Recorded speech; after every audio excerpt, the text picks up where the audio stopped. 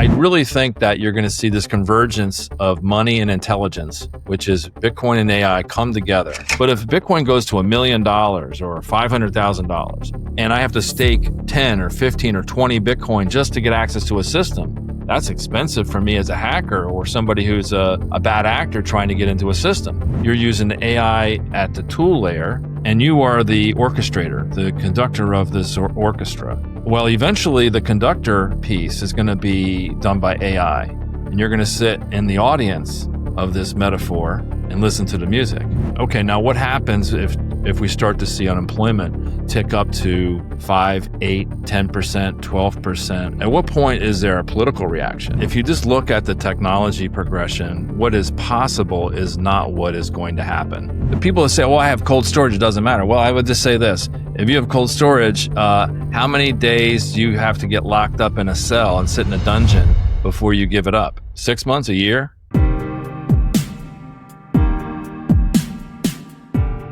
Like you can see it in the background. I have digital labor, right?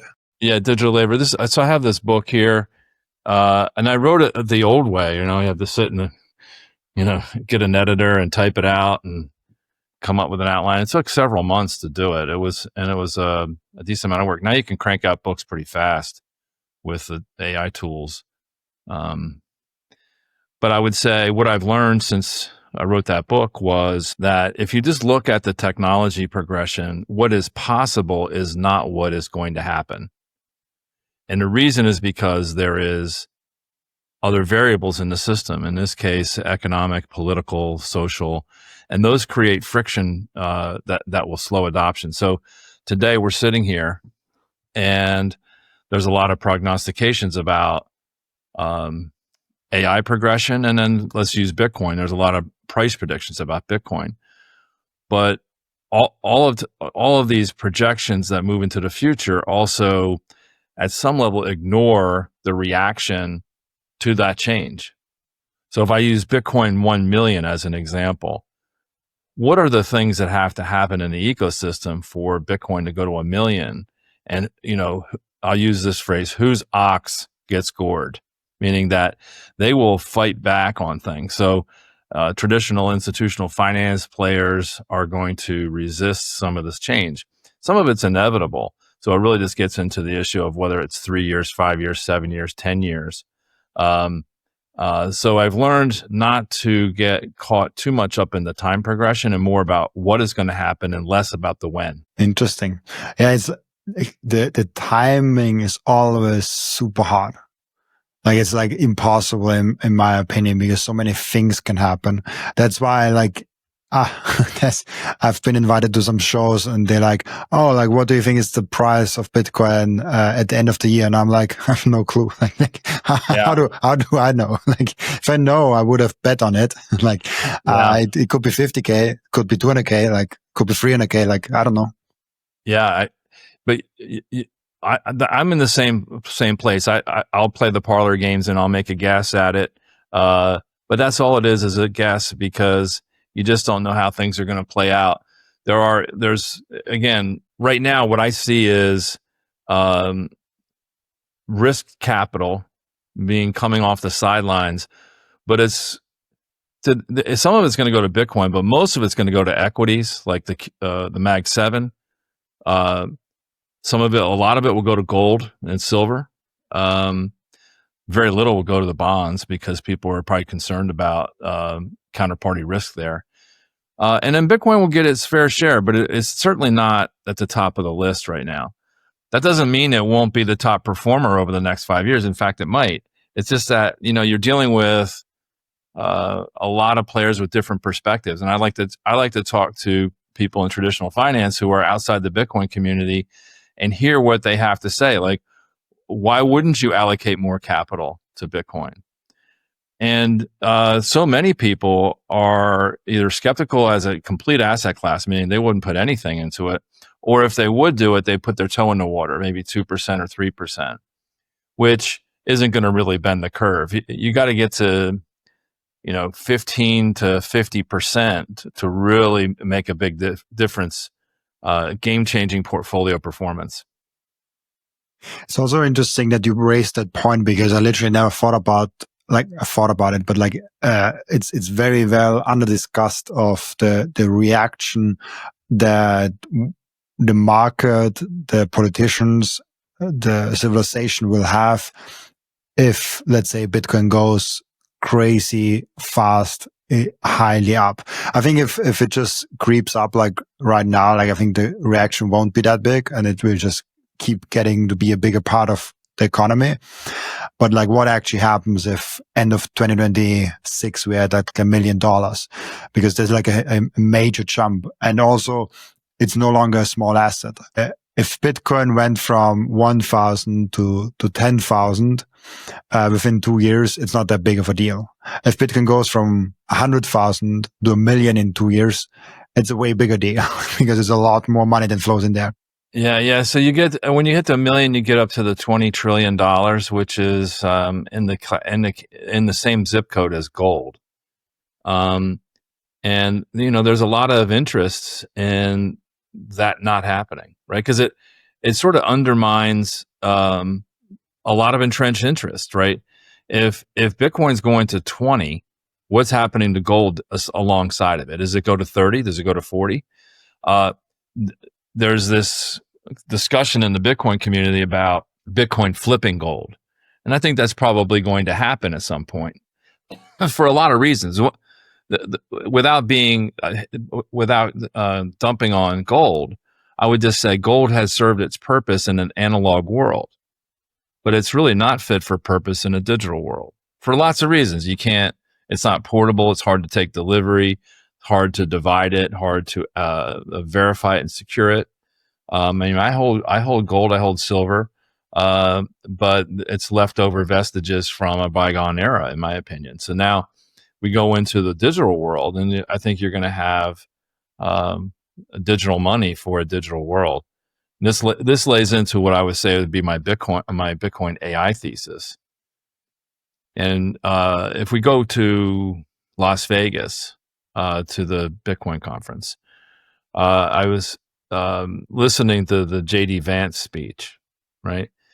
And a lot of it's just political platitudes at the end. But at the end of the speech, he said, Bitcoin's great, pay attention, but really start paying attention to AI, because that's probably a bigger story. Now, I think when I spent a lot of time on the Bitcoin spaces in the X community, and it tends to be a Bitcoin-centric paradigm in most of the conversations. But I think the apex issue is AI, and Bitcoin fits underneath that agenda. So to me, the big story over the next 5 to 10 years is going to be how AI is going to transform society. And I think we're going to see that be the apex issue. Now, Bitcoin then benefits from that progression, what's going to happen. So I think you're going to see this convergence of money and intelligence in the system. So as AI systems progress, they're not going to rely on old fiat systems that are human-based, that can be rugged and things like. They're just not going to do it. So they're going to rely on Bitcoin for all of its properties of immutability and incorruptibility. That's super interesting to think about the implementation. Why do you think that AI has a bigger impact than Bitcoin? Well, because it hits all aspects of society, right? We don't have to hit it completely for it to have tremendous impact. So I was reading recently, there's a research paper out that's getting a decent amount of traction called AI 2027. And you can go to their website and research it. They have a PDF you can download, and they have a companion video, and you can watch it if you don't want to read through it. It's a very interesting scenario where they project how this is going to play out. Going from ChatGPT 3 to 4 to 5, moving to agentic architectures where you start having self-improving AI. The compute issues, the energy issues, and then the nation-state conflicts that come with it. So I think it's just a bigger issue because it affects everything. Now, Bitcoin is a huge issue because it gets to the notion and the nature of money. What is money? And the money, everyone's interested in money, and every country, every organization is interested in it. But at the end of the day, money is a scorekeeping mechanism for value and effort and wealth, whereas the AI is really going to change the game, whereas Bitcoin is going to change the way we keep score. So I think Bitcoin is a huge issue, but it's subordinate to the AI issue, in my opinion. When you look at the 5 to 10 years that you're kind of describing, the 2030, 2035, it would be, how does this world look when we have AI transforming how information is progressed, how the work is done, how everything is working? Like, if I look back just 3 years, how much it impacted my own life, how much it impacted this podcast even, it's tremendous. Like, if you rip away all the AI tools today, tomorrow I can't work. Like, literally, it's already that dependent. And I would need at least like a month or so to get back to where I was before AI. And this was just like a few years where it was completely changing it. And then obviously with Bitcoin, you describe it nicely with like, it changes how you keep score. If you think in Bitcoin, all of a sudden, like, it changes the hurdle rate, and all of a sudden you're like, oh yeah, I just put my money into Bitcoin and I get wealthy over time. I get permissionless over time. It's easier and all of the rest of it. But it doesn't change. It might change a little bit how we work because there's different incentives on different monies. But AI definitely has a bigger impact on my work already than Bitcoin has. Like, all the things that I do, I would probably do it in a similar way on a fiat standard with a small change maybe, where when I was going all in on my podcasting, I didn't really had any income from the podcast. So I was like, I have Bitcoin, I can live from that. But the same thing might be true in a fiat world with like an S&P 500 index, like something like that. So it's an interesting observation that like Bitcoin is very impactful, but it doesn't impact the life as much, the work life as much as AI does. Yeah. So if we think of, so I started when I was showing you at the beginning, when our conversation, I wrote this book, Digital Labor. I was working in the consulting business, helping large firms deploy advanced technologies into their workflows through commercial contracts and things like that. And in around 2012 or so, I started to get exposed to, I would say, we didn't call it AI back then. It was mostly RPA and automation workflows and using software to complete tasks within a digital system. And we started to see software replace labor. So if you think of the globalization that came out of the late 1990s through the first, say, 15 years of the 2000s, we had this labor arbitrage going on where labor was moved to low-cost regions, and people took advantage of that labor arbitrage to outsource their work to foreign shores. But what started happening, again, around the 2012 time frame, we started to see commercial contracts start replacing low-cost labor with software. And that was a displacement. So I started to research that and get involved with where the state of the art was with AI. And back then, I started working with a company called IPsoft. I became a consultant for the CEO there. And they were using recursive neural networks, which preceded the GPT architecture. Now, these recursive neural networks were extremely powerful at the time. We could see how they would totally transform workflows. But the challenge we had was, if I'm looking at a complex workflow, I may have 30 steps. And if I could only automate 8 or 10 of them, it's analogous to going down the highway with 30 red lights or 30 traffic lights. If I only get rid of 10 of them, I don't change the the experience riding down the road is just fewer lights, but I still have to stop at each light. Each light is a human intervention. So what we saw was it was very difficult to do the process engineering to do that. And then recursive neural networks, they would get to 95% and they didn't scale well. So that was a challenge. And so we were working through that, but we could see the potential. And it was amazing. So that was what led me to write the book, because I could see what was going to happen. The technology would get worked out, and knowledge workers who basically are sitting in digital environments and processing information, writing emails, going to meetings, doing presentations, synthesizing information, all of that was going to get done with advanced software. If you think of like SAP as an example, a big ERP system, all of that could be now done through intelligent systems. It's just a question of how you get from here to there, and it takes a lot longer than you think. So then along comes, I guess it was late 2022, GPT comes out, and that's a game changer. And now all of a sudden the scale issue works. We can, and they were able to scale it through this, through the attention mechanism and a thing called positional encoding, where they were able to do parallel ingestion of information and have context. So in the past, the recursive neural networks, what would happen is the information was ingested linearly. And as you added to the top of the stack, the bottom of the stack became hard to see. So it was called a gradient problem. And anyway, so you just, there's only so much you could remember. Now the GPT, the context windows are huge. You can load tremendous amount of information, and it's just amazing.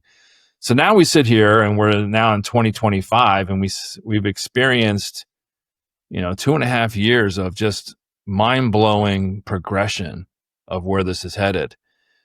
And so when I talk to people today, a lot of them are saying, well, it can't do this and it can't do that. And that kind of misses the point of, it might not be able to do all the things you're mentioning. That's today. In 1 year, it'll be 10x what it is today. And then the year after that, it might be another 10x. That's 100x. You won't even be able to recognize it. So let's use your podcast as an example. I know you're using the AI to help you be more productive and more effective. But there are things that you still, Robin, need to do to make the whole thing come together. You're using the AI at the tool layer, and you are the orchestrator, the conductor of this orchestra. Well, eventually the conductor piece is going to be done by AI, and you're going to sit in the audience of this metaphor and listen to the music. Or you're going to ask for certain music to be played, and it's just going to be done.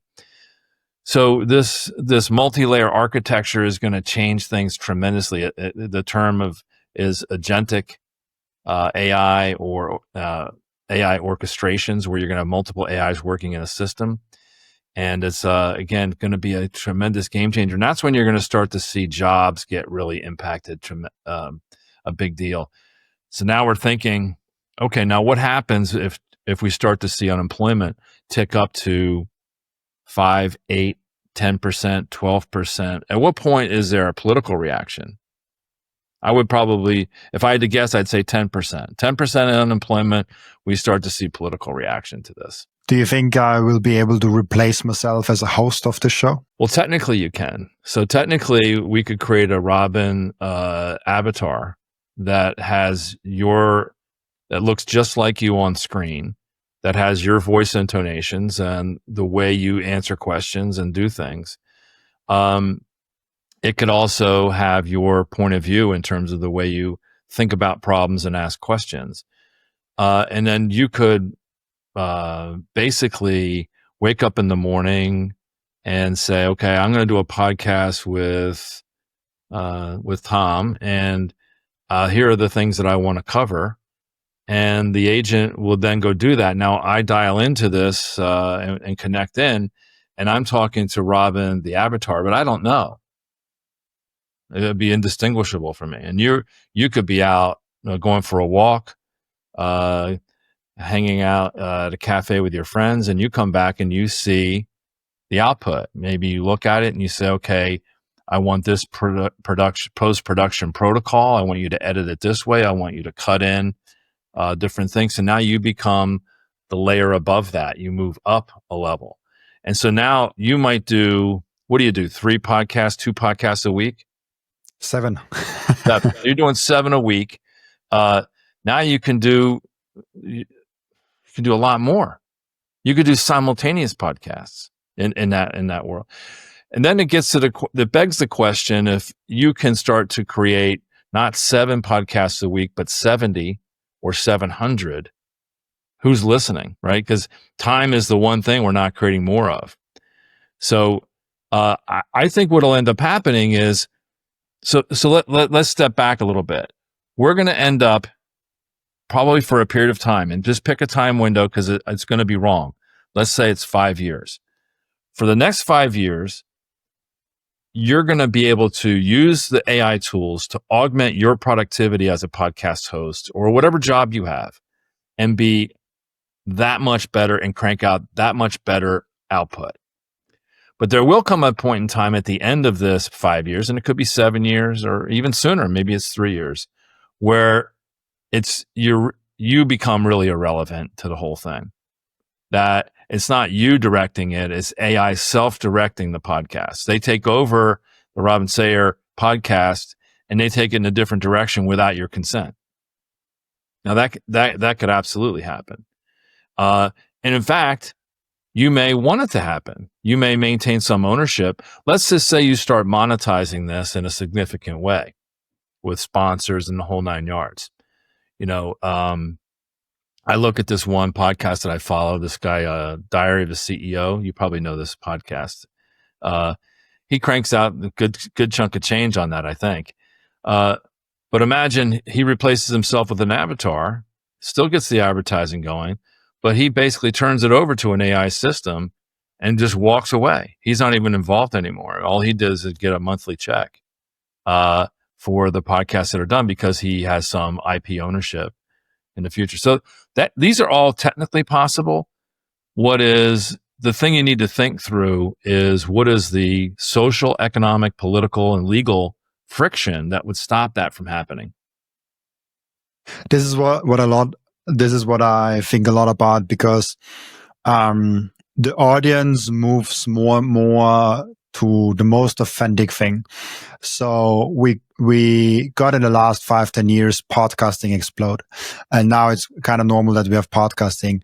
Now actually live streaming gets to be more and more popular because it's harder to manipulate, and it's more towards the truth. It's just like there's one person sitting there for 6 hours and live streaming. That's as raw as it gets. There are no edits, there's nothing. And then when I think like, oh, what if there's so much AI content out there? Like, what will this do to the human content? Like, how will AI content compete with human content? And how will human content will human content be more valuable because it's more scarce than the AI content? AI content can be like, there can be like 200 videos, and there will be like X amount of AI videos more than there's like actual human videos. Then it's like the technical question, how do you even prove that it's a human video? Like, it's like, where's the line? Like, how do we design the platform? Like, I have no clue about that. But even if we say we could make it so that we know what is human and what is not, how will it improve the value of actual human-made content, of like Robin actually sitting down and doing the podcast versus just the avatar doing the content? I have no clue. Like, I get asked it all the time because I do so much content, but like, I have no clue. Yeah, I think the one word I picked up that you said, I think that is a thing that people should think about, is authenticity. Is it authentic? Does it feel real? Does it feel like it connects to people? That to me is going to be a differentiator. When you see, gosh, in the last year, you see so many deep fakes and fake videos. They're cold and uninteresting. They're interesting when you first see them. You're like, wow, this is amazing. But after a while, it gets lost on you. I remember, gosh, back in the 90s, when some of the real cool special effects, the CGI started coming out, like Jurassic Park. I remember going into the theater and seeing the special effect of dinosaurs in the film, and it looked so real. I was like, wow, this is amazing. Now you wouldn't even turn your head if you saw it. Right? And what turns your head today is probably something very different. It's probably has an attribute of being authentic, being original, connecting to people on a human and emotional level. So that is a challenge. I don't have an answer. I think you said you don't know either, but I don't have an answer. But I can just see where this is headed with the proliferation of content. One of the things I stopped watching television about 5 years ago. I watch YouTube a lot, so I'll pick content. And one of the things I started watching recently are these people just doing these travel vlogs where they just go around. And the one guy, I'm watching this one guy, and he's like a Scottish guy, and he's just a funny guy, and he doesn't really edit it well, and it's raw. And he just walks around and with holding the camera, and he just says funny things and walks around and says, "Look at that!" And I'm not paying $12 for a cheeseburger or whatever. And he's just funny, and so it's authentic because you feel like you're hanging out with a guy, versus some slick, engineered, perfect content, and you're like, I'll watch that once or twice, but then it gets lost on me because it's missing that human authenticity. There's an option on Riverside where we currently record, where it basically says, "Do you want to remove all the ams and likes?" And I purposely don't do it because I think it's the imperfection that makes a long form video nice. So I've done some tests, and I actually wait for the results. It will probably be there in like 1-2 weeks, where all the ums and ahs and likes and all the filler words basically are cut out. I did it with like 3 episodes, and AI will try to figure out how to cut it out. And my guess is that actually people are not as interested in it. They like for the long form content. If someone sits down anyways for like a 1 hour, 1.5 hour session, they don't care that it's imperfect. It makes it more authentic. It makes it more real. It makes it as you would actually sit down with those 2 people or 3 people, whatever, and you just listen to this conversation. And so that's how I think a lot about the content of you should use the short form snappy content for marketing only. So like a short or like a clip is actually just like something compact that leads people towards the real thing. And the real thing is a long conversation. And I'm actually looking more and more into live streaming, and I will start live streaming in about 2 weeks, because I think this is where we, in the medium term at least, go. There was a charity football match going on, and there were like promise like TV things, Hollywood stars invited. There were streamers invited, live streamers. There were YouTubers, podcasters. There were short form content creators started, and it was fun to watch how loud people applaud and how big of a fans they are. And the live streamers were the ones that got the biggest applaud, the biggest cheering. But it's very clear why. If you follow someone that does TikTok content, you maybe watch them like 2 minutes a day. If you watch someone on a live stream going 4 or 5 hours playing with them some video game, that's a real connection. You see one of your best friends up there. And so I think this is the thing where I'm like, can AI create this authenticity on its own and create an avatar that feels authentic and not cold but warm, that sits with you 5 hours and plays video games? Like I have no clue, but that would be fun if this is possible. There was a movie that came out by Spike Jonze in 2013 called Her. It had Joaquin Phoenix, and Scarlett Johansson was the operating system. Now, it won the New York Film Festival and was nominated for Academy Award for Best Picture at the time. So it's a maybe 12-year-old movie, but it gives you an indication of what is possible. Where could the technology go? And in this case, the technology felt extremely authentic to the user at this time. The guy falls in love with his operating system. At some level, it's kind of creepy, but it was also credible. I mean, you watch it, it's like this is actually a credible story, we're seeing the beginning of it being possible now. So,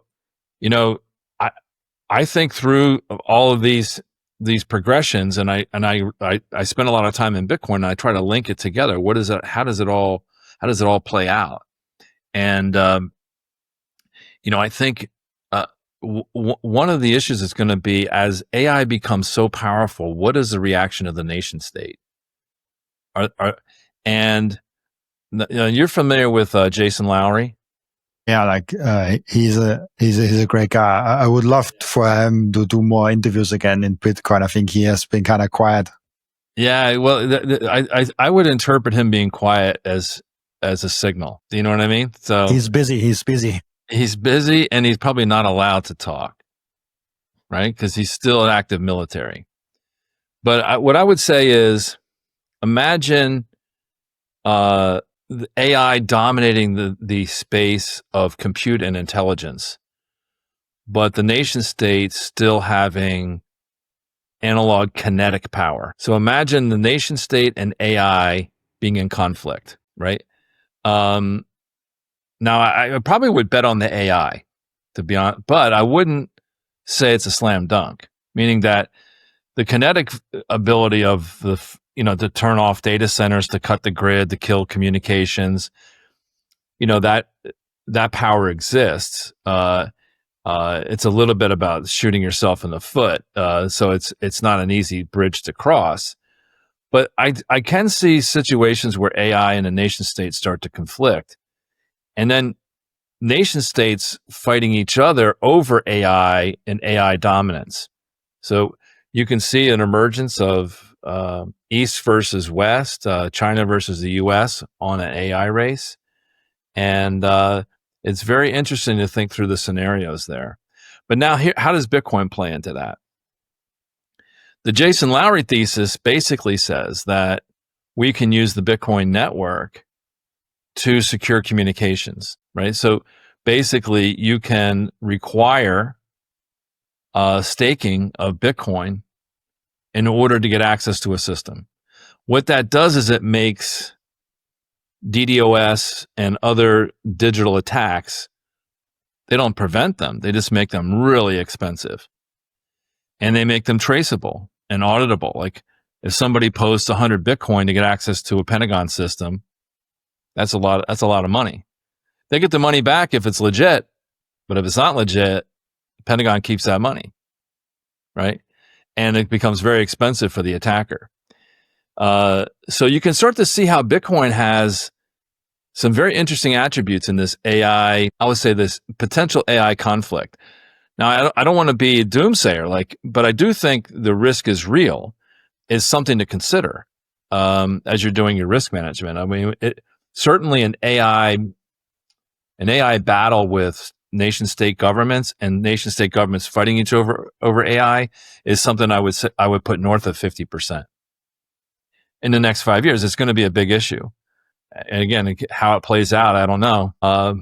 But it's a big issue, and I think it's something to consider as you think about. A lot of people are talking about, when Bitcoin's $1 million or $10 million, the path between here and there is a bumpy road, and we don't really know how things are going to play out, and whether or not that even having $1 million Bitcoin or $10 million Bitcoin is even meaningful. I said this to one of my, Fred Krueger, right? So absolutely, yeah. He was all even on the show. I think a good year ago. Yeah. So I know Fred pretty well. Fred and I were talking, and I said, Bitcoin gets to 10 million, you may not even be allowed to own it, right? Think about that. The AI may not allow you to own it, meaning that if you pop your head up and reveal that you have ownership, it's theirs now. And how is it theirs? Just assume that they can get it from you, right?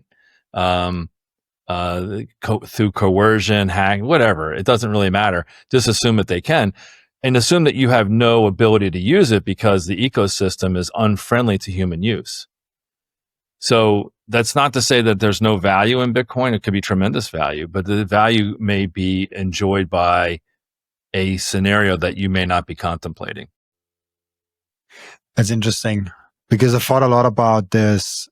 What is the value of Bitcoin if everything in our world could be not real, meaning not human? Maybe not human is a better word, of like, it could be a deep fake, it could be just an AI avatar. And then we have the only digital thing that's verifiable and that has some real proof of work in there that you can actually not fake in that sense. And it's like almost impossible to like do something with that. I mean, AI is close to that. Like it could do something with that, as you just described, but Bitcoin is probably the best bet that there is still value in something. So let's step back and think about philosophically, what is money? And then relate that to Bitcoin so that you can marry the thesis. So there's a guy you probably know, Alan Watts, who was big in the late 1960s and early 70s. He had some good talks that are recorded on YouTube, and there's lots of variations of it. But he talks about what is money.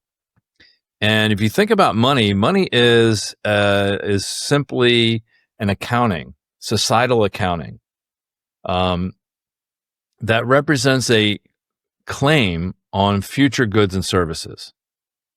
So if I have $100 or 100 euros, whatever I have, it represents a claim on future goods and services, meaning I can hold it through time and use it later.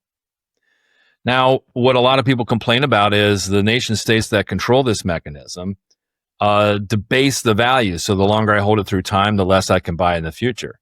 That's the inflation argument. But you can't eat money. You can't do anything with it. It just is a future claim. Now, the future claim requires social consent, meaning that today we value private property as a society. And Western society recognizes people's private property. But you can start to see the emergence of a collectivist system, a progressive system that is left of center, that says we'll respect private property within limits. If you're a billionaire, we may not respect your second billion or your third billion or your fourth billion, right? Who needs more than $1 billion? You can't spend it. So you're hoarding assets is a way that could get framed. So if you have too much money or the wealth concentration gets too high, the political system could start to create risk for the top echelons of wealth. So right now we're seeing extreme wealth concentration coming in for the top 1%, top 0.1. Even the top 10% is doing very well. But at some point, there could be a political reaction to this that makes it very difficult for you to take that money that you are holding on your accounting. They say, oh, I have $50 million in the bank. And that is a future claim on $50 million worth of goods and services in the future, but society doesn't let you do it. They throttle. Now, this is where CBDCs come in. I'm no fan of that because state control of money is terrible. But in the abstract, society has to recognize your ability to use the money for that future claim. Gold, historically, has taken the control of the nation state away from regulating the use of the money. So if I have gold in France 500 years ago, that same gold coin, I can go and take it to the UK or somewhere else and use that without the consent of the nation. I just have to be able to secure it and bring it with me, which is no easy task at scale. But the nation state doesn't do that. CBDCs do that. So now today, all of our money is digital. So you have money in the bank account. You want to use it. You can. It's not too far-fetched to imagine your use being regulated. What can I use it for? What can I buy? Can I buy property? Property requires the consent of the state. Like, I can't buy real estate without the consent of the state. Think about it. I mean, I'm going to buy a big beach house or whatever. I got all this money. Say I hit the lottery. I got a big Bitcoin pile. I'm going to go buy a beachfront mansion. I have to make sure that the jurisdiction I buy that beachfront mansion respects my property rights, allows me to do it, and doesn't tax me into oblivion for owning it. And those things are not guarantees of the future. So anyway, these are just things to think about, not to introduce FUD. But when we talk about Bitcoin going from 100,000 to 1 million to 10 million, that abstraction then you also have to think about what is the ecosystem around it that's going to allow that to happen, and how would your life look like if that were to happen? And I think we already see that kind of happening a little bit, where politicians start to say, oh, those Bitcoiners got so rich, they should pay a fair share. And those things, like it already starts to happen, especially in the EU. I think there was some paper where they said, like, oh, if Bitcoin goes to 10 million, they make so much money and stuff like that, which was fun to see a paper from the European Central Bank saying that Bitcoin goes to 10 million. That was kind of fun to see. But it is already those seeds are already planted. Yeah. And I can totally see that happening, even though everyone has the chance to buy it and everyone can buy it. So it's not unfair, but they can frame it as unfair. And people are like, oh, like, yeah, I did not buy Bitcoin, but like, I want some share of that because he got the risk in there and early. Well, so I would say this, look, we want Bitcoin to go up. We're Bitcoiners, and that would be great. But I also want it to be, I want the society to broadly benefit from it going up. You know, so it's not just, it just can't be a small cohort of people who have this new wealth that comes from the appreciation of Bitcoin. So the more democratized it is, the more people who have it, the more sustainable its appreciation is in society. If just a handful of people have it and a handful of people enjoy it, there's high risk from just the politics of envy, right? So if the society is not healthy, again, if the bottom 50% of society is not healthy, their lack of health leads to the top 10%'s lack of wealth. I mean, they'll just, the pitchforks, they'll just take it. I mean, look what happened in the French Revolution back, a couple hundred years ago. Right. At some point, it gets so bad that the elite have their heads lopped off. So that happened. 260 years ago in France. So I think it's something to think about. I'm gonna be at the Bitcoin Alpha conference that Fred is hosting in Santa Monica later this October, coming up, and I'm speaking on wealth conveyance and how you use your wealth. So if you have a lot of wealth, you have to really think about how you're going to use it in your life, with yourself, with your family, with your friends, and with your community. And you have to hit all four bases. Like if you think you're not going to have responsibility with any wealth you get in your community, I think that's a mistake, because you will risk losing your wealth if you don't use your wealth to the benefit of society. And I think this is the right thing to do. And then the question is, because I see a lot of right now, there's not a lot of retail adoption going on, and it's the treasury companies and all of that. So I fear a little bit that we get more and more of this concentration, that a few individuals buy a lot, a few companies buy a lot, and the mass market just says like, oh, Bitcoin will go to zero, it's too speculative, like it's bad for the environment and all of that, where 99% of the people don't have it and the 1% has a lot. And I hope we can get as grassroots as possible with Bitcoin. But there are some trends currently that I'm like, oh, maybe it's not that. maybe it's not as grassroots as I thought. Yeah, I don't think it is. I mean, I gave, I have 3 kids, right? They're adults, right? So my son used to work for me. So he started buying Bitcoin back in 8 years ago. So that's, good for him. But, he's a young guy. He's starting off his family. He's not doing, I wouldn't call him a Bitcoiner, but he does have a decent exposure. My daughters who are younger, you can have all the conversations you want. They're not paying attention. They're following Taylor Swift and doing their own thing. And so the best thing I did was I took some money that I had allocated for one of my daughters, and we went down to Fidelity and just opened up an account. And I said, I'm going to take the money, I'm going to put it in your name and open an account for you, and we're just going to buy Bitcoin. Now, I think we bought Grayscale before the ETFs launch. It was the only one. So we bought the GBTC. And I mean, she's up 150% in a year and a half, 2 years. And so now when we meet and we talk, she wants to know, what's going on, Dad? What's happening? Where's Bitcoin going? And so ownership conveys vesting in the ecosystem. So I would say the best thing we can do if you have family and friends is this: give them as much as you're inclined to give them. It could be $100 worth, $500, $1,000, and just gift it to them rather than buy them shit that they don't need for the holidays or a birthday.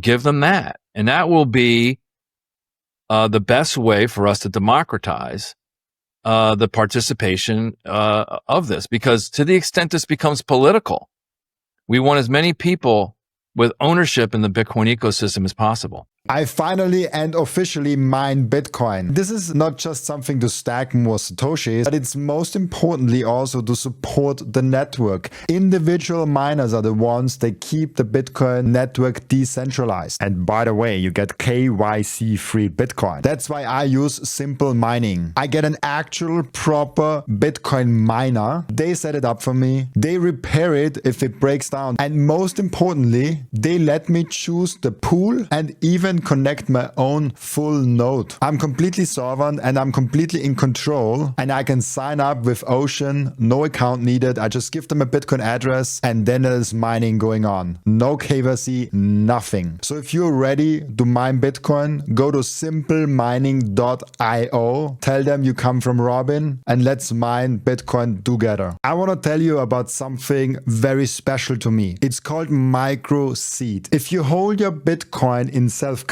and you should, you know how critical it is to secure your seed phrase. You should not have them on paper. You should not have them on anything else than titanium. With Microseed, you can engrave your 12 or 24 word seed phrase, the entire seed phrase, onto a 1-inch small washer. Yes, just one washer. All 24 words on that one washer. You can hide that thing everywhere. And even better, you don't need to buy a new kit every time you have to get a new wallet. You can make unlimited backups because Microseed is not selling the washer. Microseed is selling the device that stamps the washer. So you get the full kit with the device, with the washers, with the hammer, with everything you need to get started today. And you can make with that unlimited amount of backups. Go now to microseed.io. Again, that's microseed.io to get your last backup tool you ever need. The most important thing for your Bitcoin journey is not buying Bitcoin, but it's how to keep them. And yes, you have maybe the right tools, but how do you actually go ahead and stick it all together so it's the most secure for you personally? Self-custody is a deeply personalized journey, and the Bitcoin way is helping you exactly finding that correct setup for you personally. They are also helping you with securing your own cybersecurity. And if you want to go one step above all that, you can even get a consultation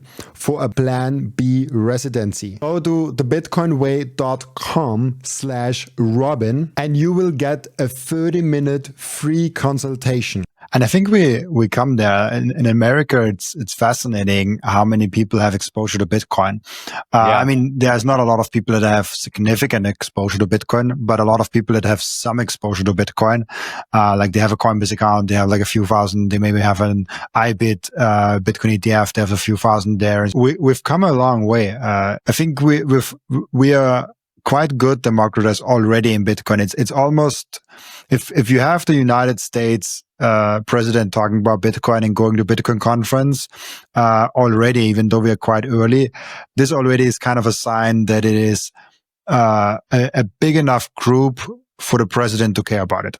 Like this already is a relevant relevant group of people, but I think we should do better. I think we have to keep pushing forward. Like get your neighbor on board, get your niece, your nephew, your son, your uncle on board. So, Robin, what country are you in now? Austria. So, were you in Vienna? Graz? Exactly. Yeah, Vienna. Vienna. Yeah.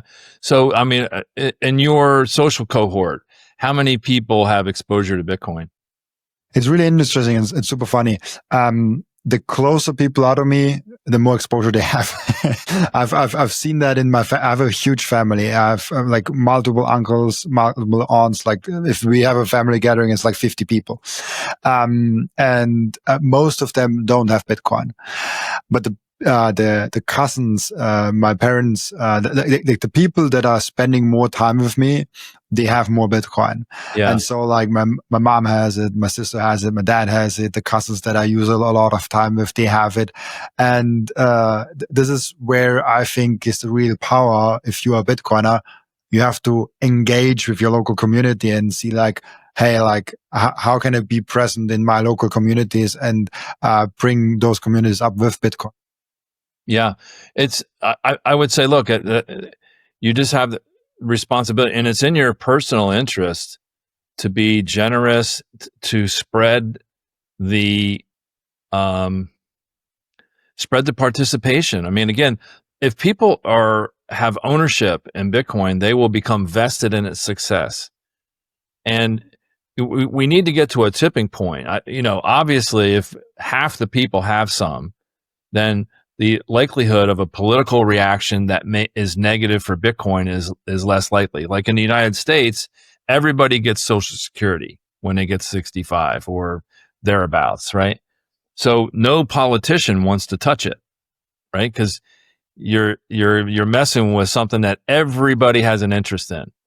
So no one wants to touch it. Now, the reality is it probably needs to be restructured, but no one's going to do it until there's a crisis, because it's, they call it the third rail in politics. In Europe, like some of the workers' rights, like ARD, and in the UK, TUPE, and how people view their personal time, vacation time, and pension benefits. You can't touch that in Europe, right? Because that's everybody gets that, and so that if you touch it as a politician, it's just not gonna happen. So you want everybody to have it. Funny enough, Austria just slightly touched it this year for the first time ever, but like very low only.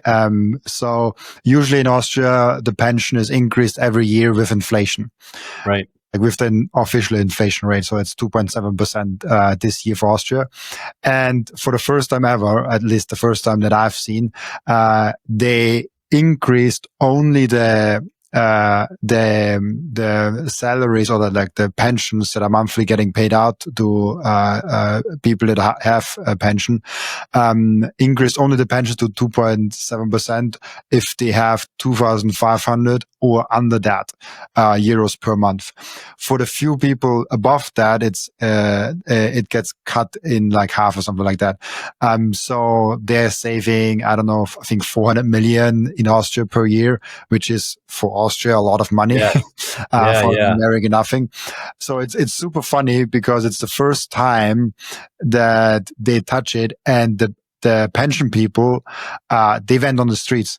Like we had all of a sudden all the people above 65 and 70 on the streets, but even people that are now now like 40, 45 that don't have a pension, even those went out because they fear if we already touch it now, like what if when I get it, like it won't be there anymore. They don't even increase it anymore. They decrease it then probably. So like it is a huge topic currently in Austria. So I like that they touched it.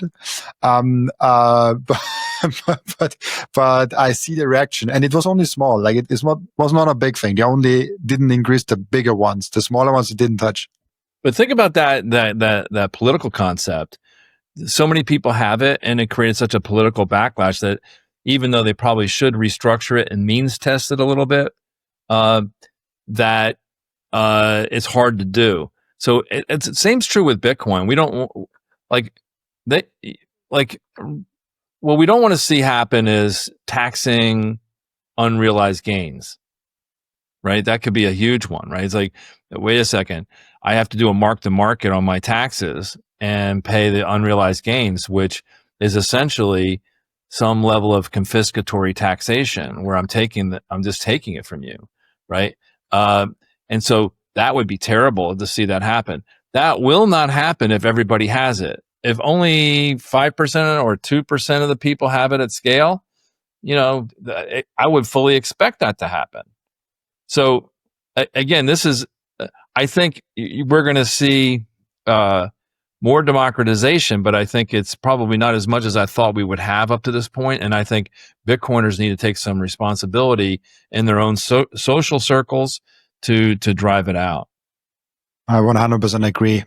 We have to be active. And also, I don't like the notion that we shouldn't be politically active because there's this kind of notion, I have Bitcoin, I don't care about politics. I fully disagree where we should be engaging with the politics, because even though you might not care about politics cares about you, and maybe they cannot touch Bitcoin overall, but they can touch maybe your Bitcoin in specific. Yeah, I would just say, I don't relate to that. I'm a local politician myself, so, but I would just say, you may not care about it, but like if people say, well, I have cold storage, it doesn't matter. Well, I would just say this. If you have cold storage, how many days do you have to get locked up in a cell and sit in a dungeon before you give it up? 6 months, a year? How about if you're being waterboarded at the time? I mean, so if somebody really wants it, and if it becomes hostile to own it, it's extremely difficult to enjoy that benefit of the cold storage. Now, I think people should have some cold storage, so don't interpret what I'm saying, but I just don't think it is a foolproof way. The better way is to engage society, get everybody on board, make this a widely held thing. Now, back to our conversation about AI and Bitcoin, I think AI is going to drive probably net drive more democratization, especially if we start to get into AI using Bitcoin as a foundation layer for exchanging value. So if people start using some of these great tools that are going to come out, yet to be determined, the magic podcasting app that Robin's going to use in the future, so he can go hang out at the pub. So you have these great tools or great avatars or agents that you have for your podcast. But what if you have to pay in Bitcoin to make it happen? That'd be interesting, right? Now all of a sudden, now people are engaging. Oh, I want to use this tool, but the AI is requiring the payment in Bitcoin terms. They don't want to get paid in fiat, right? Now they can get paid in fiat and convert it over. But just think about it. I really think that you're going to see this convergence of money and intelligence, which is Bitcoin and AI, come together into an ecosystem. It will be led by AI, and I think it's going to be something that's going to be very big for us. Now, big doesn't mean better, but it means huge opportunity. And I think we need to think through all of the scenarios and permutations and manage the risks appropriately. 100% agreed. Like, I think AI has a huge impact, and I think having AI with Bitcoin. So like on my podcast, I actually tend to say, like, look at AI, because I think most people that are listening to this are already kind of looking at Bitcoin. there's probably like a few people that this is like one of the first videos in Bitcoin they watch. They might need to look really deeper into Bitcoin, but I also know there are a lot of people watching this that are already pretty deep and pretty knowledgeable on Bitcoin. And maybe they have to really increase like how they look at AI. And so, when I'm on other podcasts, when I'm a guest, I'm always pushing Bitcoin because that's my main thing. But on my own podcast or with Bitcoin people in general, I'm like, have you looked into AI? Like, are you making sure that you know how to use it? Are you not sleeping on it? Like, are you taking advantage of it? Are you at least playing with it that you know, like what's going on and what's possible? So let's go back to this Jason Lowery thesis, right? If the nation state, and let's use the U.S. specifically, uses, let's say that they create some version of a Bitcoin strategic reserve, and they use it for secure comms, right? For critical infrastructure systems. It's in the nation state interest to have a decent pile of Bitcoin for their own use.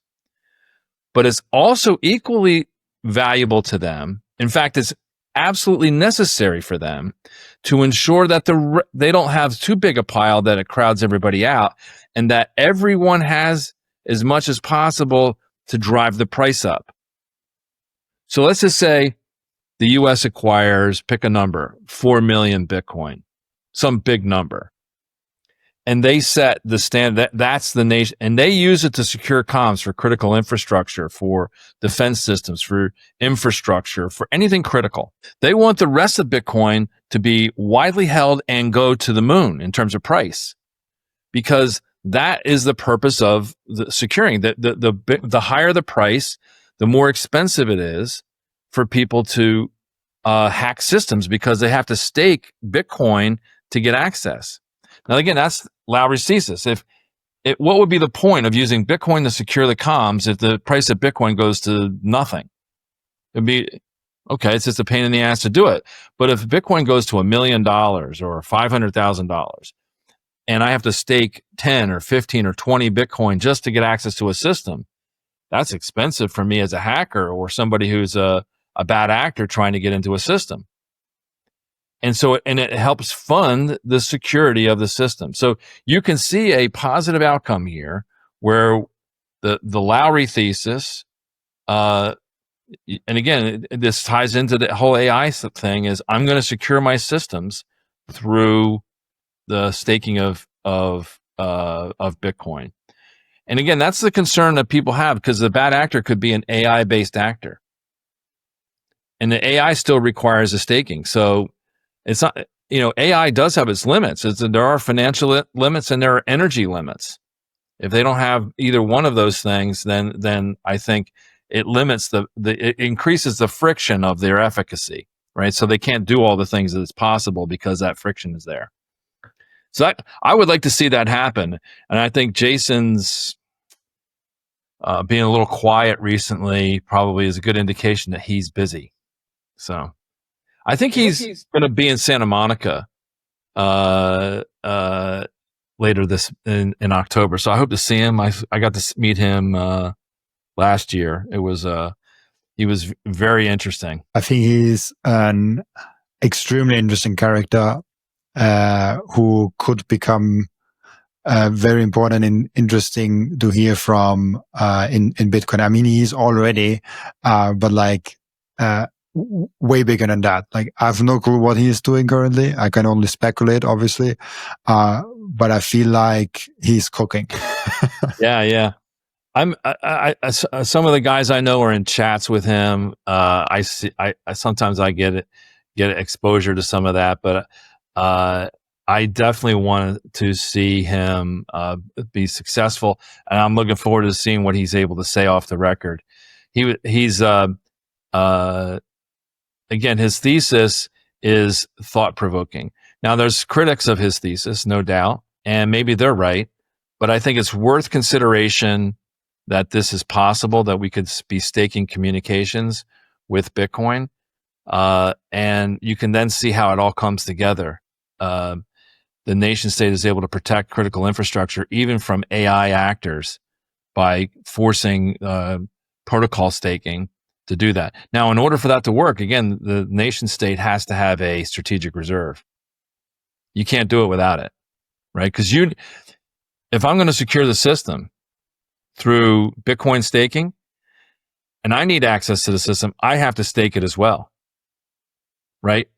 If there's a way to bypass the staking, then that's the back door that the AI would come in. So you're going to say, this critical infrastructure system, you have to pick a number, 100 Bitcoin just to get access, right? And if somebody comes in and does anything nefarious, that 100 Bitcoin goes to the system and they lose it. So it's a very expensive proposition. Can you imagine wasting $10 million or $100 million on a potential hack? I can't.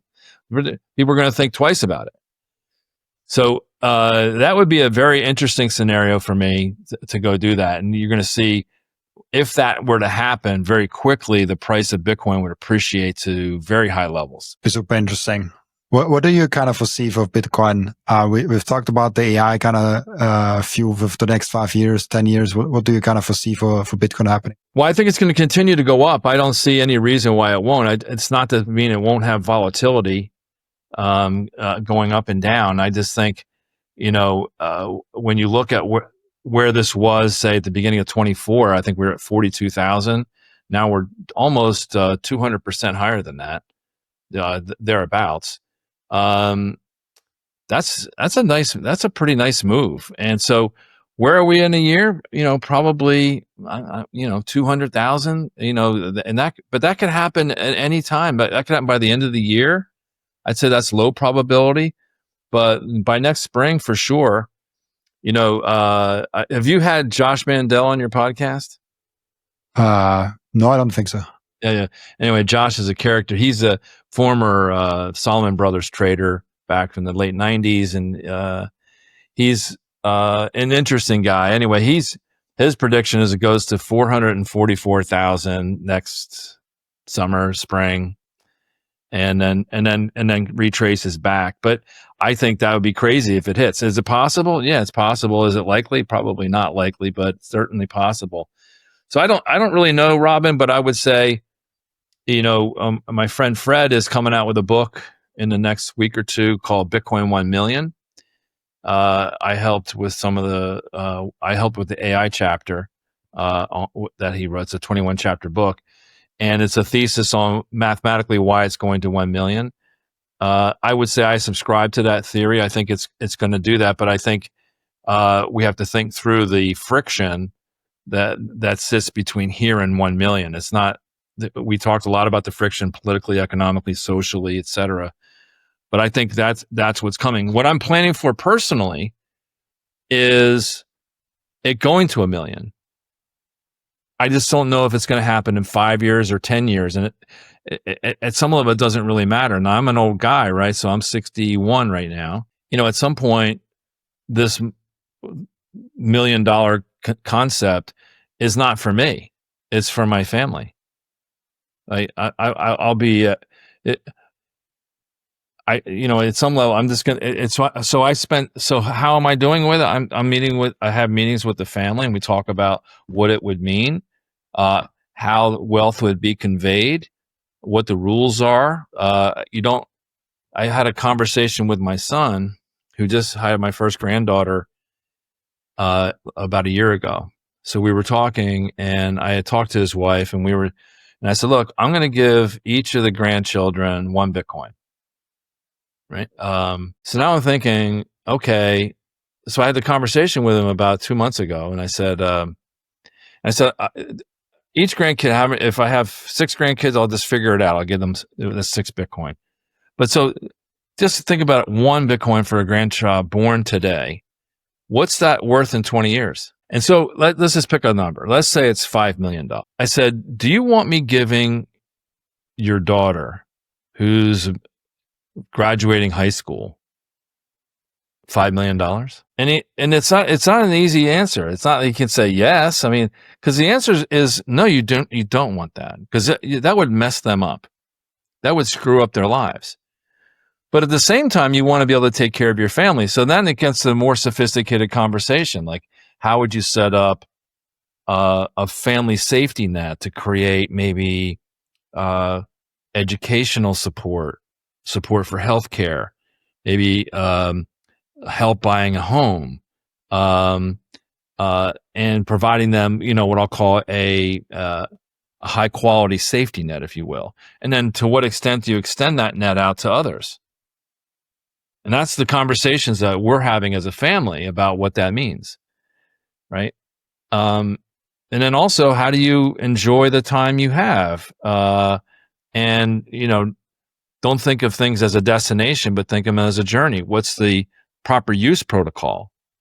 If someone has one Bitcoin, that has a very different protocol in terms of how they live their life versus somebody who maybe bought 25 or 50 Bitcoin and are sitting on a big chunk of money.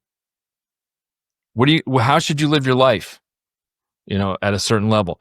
You don't want to be overly hedonistic, but you do want to enjoy your time with your family and your friends and not miss out on opportunities and experiences. So anyway, I'm going to talk about this in Santa Monica. I have one of the sessions is going to be about this wealth conveyance and how people should be engaging with their family and their friends and their community so that they become sort of a blessing to the people around them. And I think the more you are of that, the more likely it is you'll be able to enjoy what you have. I think this is an important question, especially for Bitcoiners. Like for each and every one that is listening to this, they will be in 5, 10, 20 years a lot more wealthy than they are right now. And some might already be wealthy, so it does not make a huge difference. But some might not be that wealthy and get a lot of wealth through Bitcoin. And it's like, oh, what will you do with that? Like just having a number on a Bitcoin balance, doesn't change anything for you, for your family, or for society. How you use that money, for the better or for the worse, that's a big question, I guess. Yeah. I know lots of guys who have a tremendous amount of wealth right now. And, so any increases to that wealth, just becomes a number on a spreadsheet. And if they forget along the way about what their purpose is and how they should, again, I use the term conveyance, how should they convey that wealth? Because they can't spend it, they can't take it with them. So you have to think about what you're going to do with it and how to be thoughtful about that. Again, there's only so much money you can spend without being ridiculous, right? There's lots of examples of people being ridiculous, hiring posses and buying expensive cars and planes and boats. So you can burn away any amount of money you want. But a normal high-end luxury lifestyle that I would call is within the realm of reason. There's a limit. It is just how much can you go spend, and it becomes an empty life anyway. Do you really want to go do that, right? The life that is valuable is one with connections and relationships. So you want to think about how do you use your wealth to facilitate that, not just for you, but the people around you. So it's a big issue. I think a lot about it. I'm going to be interested to see what kind of pushback and dialogue I get in Santa Monica, because typically the people at that conference tend to be on the high net worth side. So we'll have to see how some of that plays out. I spoke a little bit at the last year's conference on some controversial subjects on retirement planning, and got some pretty interesting dialogue on that. But anyway, so Fred has me doing another session. I'm looking forward to it. I love that.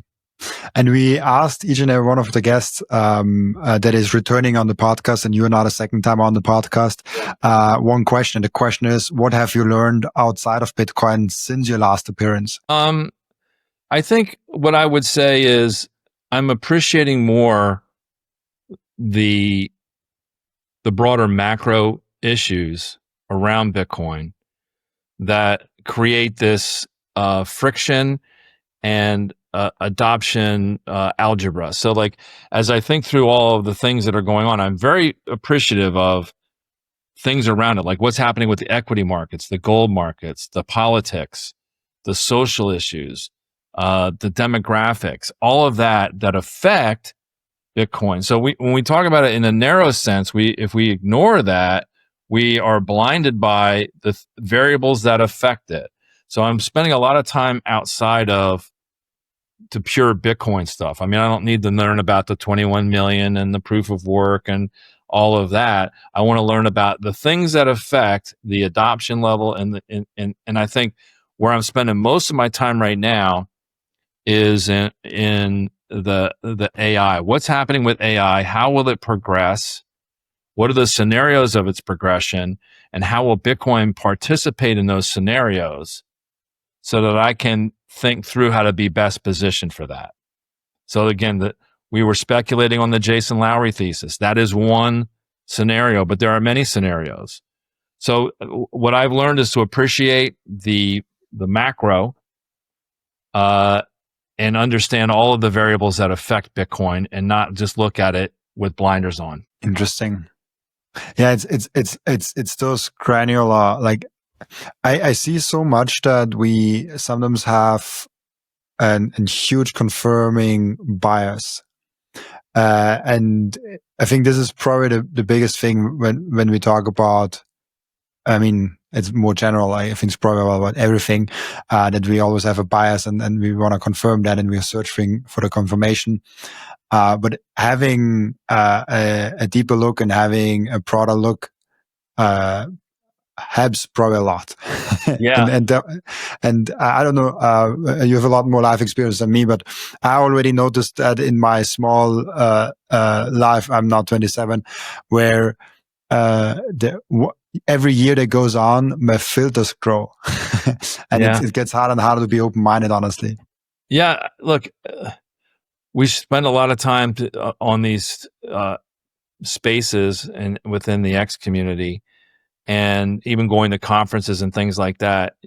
You have to protect yourself from falling into an echo chamber where confirmation bias is filling that swimming pool up, and you're all over the place. So it's important to cultivate sources of information, people that you trust, people that you respect, that have different points of view from you, so that you're able to constantly test your thesis and be willing to consider alternatives. So I tell one of the folks when we have these conversations, I say, I believe everything and nothing simultaneously, which puts a lot of burden on you to critically think about everything. You have to question everything you hear, and accept the possibility that your version or your paradigm of reality may not be accurate. So, like people will throw out, and I've even heard Elon Musk talk about this issue, that we're in a simulation. You must have heard this, right? So, and I've heard very smart people talk through it. Now, I consider that as a possibility, that we're in a simulation. I wouldn't bet on it. I wouldn't bet, but I consider it. It costs nothing to consider it and think it through. And as I consider the fact that it's a simulation, I think through, well, this is not our first time through this. And maybe the architects of this simulation said, we're tired of AI winning this whole thing. We're going to go back in time and drop in Bitcoin in 2008. And Bitcoin is going to be the thing that's going to allow humanity to coexist with AI through this staking issue that we talked about. So they run in this simulation now, which is, can humans plus Bitcoin get to a détente with an AI, all-powerful AI? That's the simulation we're in now. Just think about it. It's a possibility. But again, this is the nature of, what do you learn? If you consider all these things, it allows you to think it through. You don't have to bet on it. You don't have to assume it's true, but you have to consider that it might be true. That's an interesting thought, the simulation thing. And I love Elon Musk theories, and he explains it very nicely. He says looked at the development of video games from 20 years ago and to now, see how it will be better in even 20 years. Then if you can already, if someone plays FIFA, or a football computer simulator on a PlayStation or something like that, you, from 5 meters away or 6 meters away, you can't tell if this is a real game that they're watching or if this is a FIFA game. It's the same thing basically. Yeah. So if video games are more and more as the real thing, why couldn't it be true that we are also just in a video game that just feels super, super real? Yeah, well, so Hollywood already dramatized this through the movie The Matrix, right? Where you have a machine brain interface where the people are really just sitting in pods, and their consciousness sits in a simulation. That was a dystopian movie for sure, but it lays out something that is plausible. Is it probable? Probably not probable, but it's plausible, and it helps you just think it through. If that's the case, I love watching some of these sci-fi movies because they are, the really good ones are thought provoking. The ones that came out on Netflix, you probably have them in Austria as well. The Black Mirror series that Charlie. They're great because they prompt you to think through these friction issues that we're talking about. So the technology moves so fast, but our ethics, our economies, our social structures, the politics are not keeping up, and it creates these conflicts. So again, you ask what I learned. I would say I'm constantly. The more I know, the less I feel like I know, if that makes sense, right? Like, I feel like there's so many questions. Every time I learn something, 3 more questions pop up. So I feel like I know less. And when I interact with the people outside of our community, they view me as this crazy expert on all this stuff. And I know in my heart of hearts that I'm not. You know what I mean? Like, I'm like, do you realize I don't know shit about the, I feel like I'm missing so much, but the world around me thinks that I'm just a big expert. And all I want to do is, probably like you, I take 3, 4, 5 hours a day and I'm studying because I like it. It's not like it's an assignment. I enjoy it. This is what I want to spend my time doing it. And I probably spend at least 5 hours a day studying and learning different things about this. But the more I learn, the more I realize I don't know. I very much relate to that in the family when people ask me about Bitcoin, when they ask me about anything IT, because I studied IT also and all those things. I'm like, I don't know. I also have to ask ChatGPT right now. Like, yeah.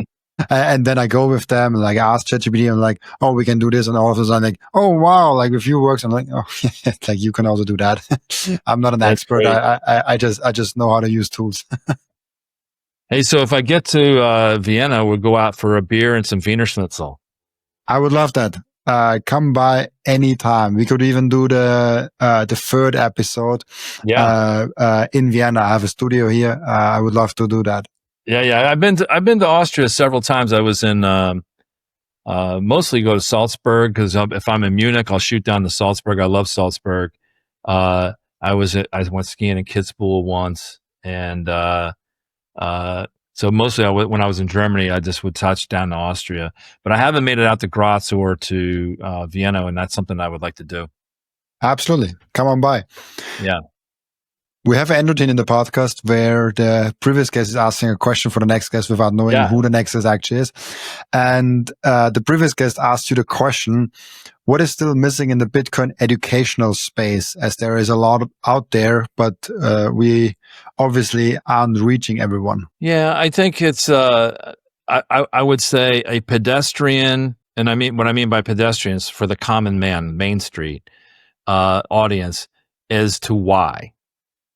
It's why. I mean, so I don't hear that as well as I'd like to see it, so that your average person feels a compelling need to take the next step.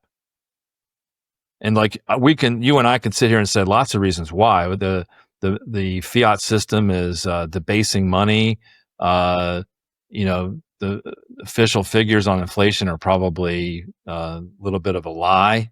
That we're continually doing this, and that Bitcoin is a way to preserve your wealth.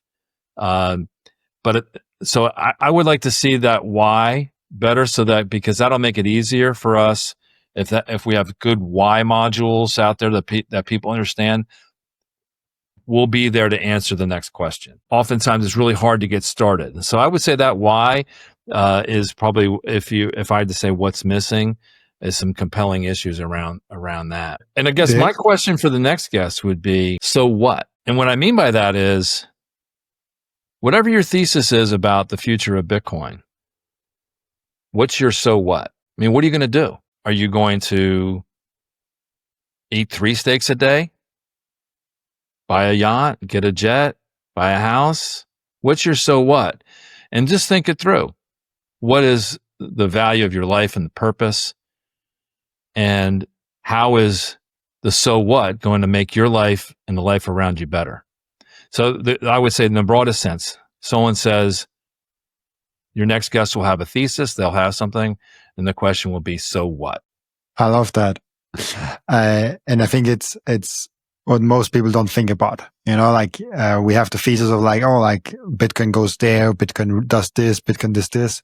And yeah, but what are you going to do? If you have now 0.1 Bitcoin and it will be worth 15 million euros in 20 years, you have a lot more money.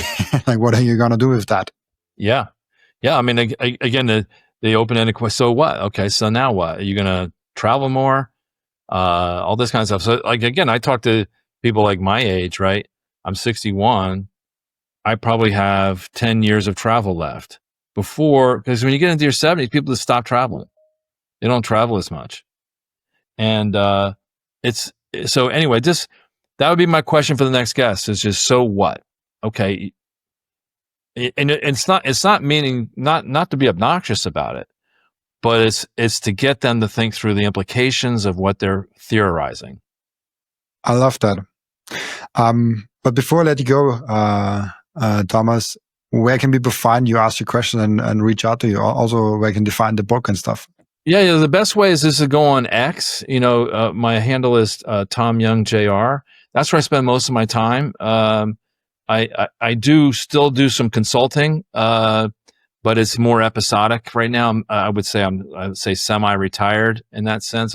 I've changed the algebra of which I'll trade time for money. So people ask me to go do stuff. If I don't find it interesting, I probably won't do it for money.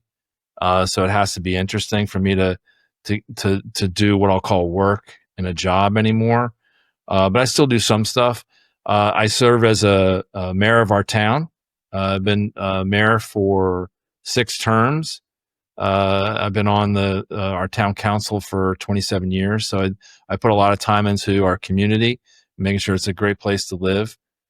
But the best way to find me is on X. I'm active in the spaces. Bitcoin Today, if Fred Krueger's having spaces, I'm on those a lot.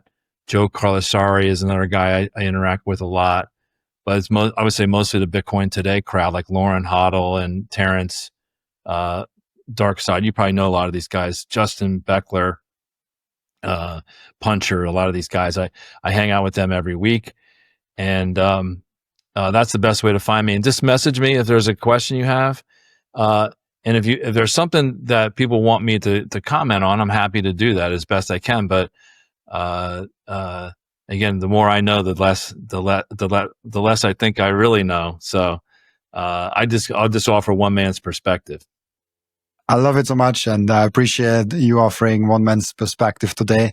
So thank you so much, Thomas, for being on. And also thank you so much for everyone that is watching and listening, for joining us today. As always, I'll be back tomorrow with another episode. Bye-bye.